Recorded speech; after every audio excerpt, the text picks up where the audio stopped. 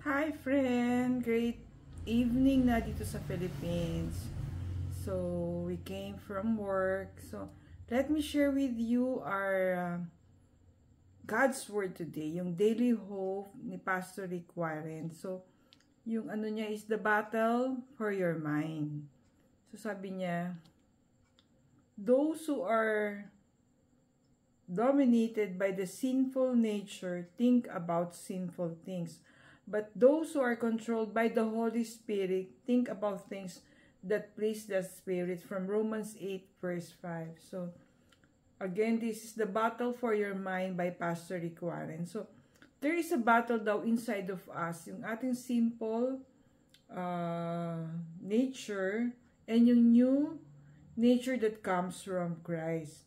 If you want to win the battle, you're going to have to change the way you think. So, sinasabi niya, if we think, the way we think determines how we feel, and the way we feel determines the way we act. So, kung sabi nga niya, if you act discouraged, it's because you feel discouraged.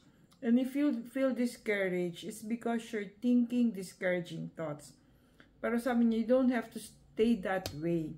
Ask the Holy Spirit to guide your thoughts in a better direction. So, Lord, friend, si Lord, or the Holy Spirit will help us to move forward. Hindi natin kailangan na yung battle of the sinful nature or new nature with Christ will clash. We just have to ask, assist run for the Holy Spirit to change yung way of thinking natin.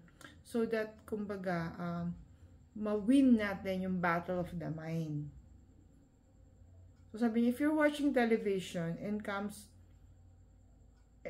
a show comes on that what you know is bad for you, change the channel. So yun, kumbaga, if we stay on the channel na nai-stress na natatempt tayo, we will continue to have that battle. But sabi niya nga, is to replace these sinful thoughts with positive thoughts, or yung new way of saying is to ask the Holy Spirit to change the way we think. Sabi, you can even ask the Holy Spirit to give you new ideas to think about that will replace the old bad thoughts.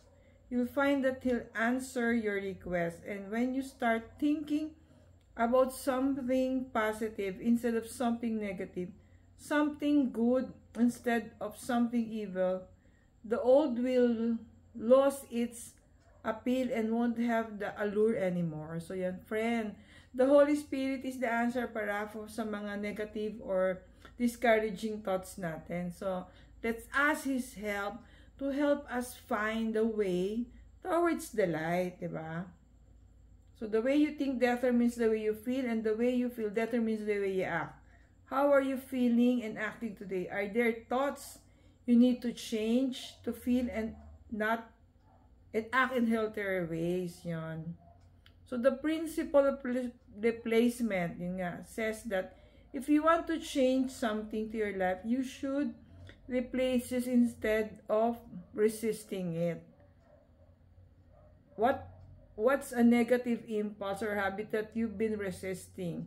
What can you replace it with instead? Ayan, that's the principle of replacements. Look for something positive to replace yung mga negative things in us. Yan. So yan, friend. May solution. The Holy Spirit will help us change the way we think, the way we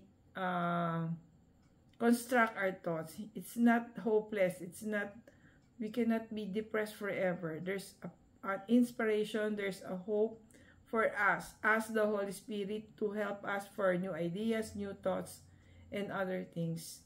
Thank you for watching. See you on our next video.